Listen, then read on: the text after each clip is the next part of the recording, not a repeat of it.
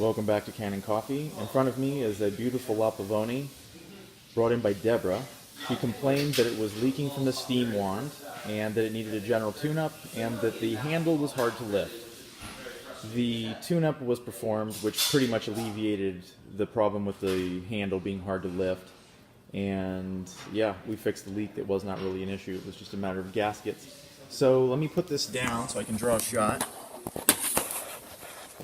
There we go. I'm going to wait about 5 seconds for pre-infusion, and go.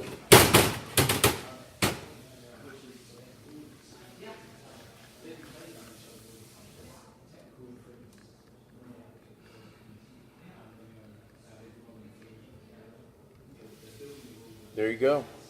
Deborah, thanks for bringing it in. We really appreciate it. It's a beautiful little machine, and it's making good coffee.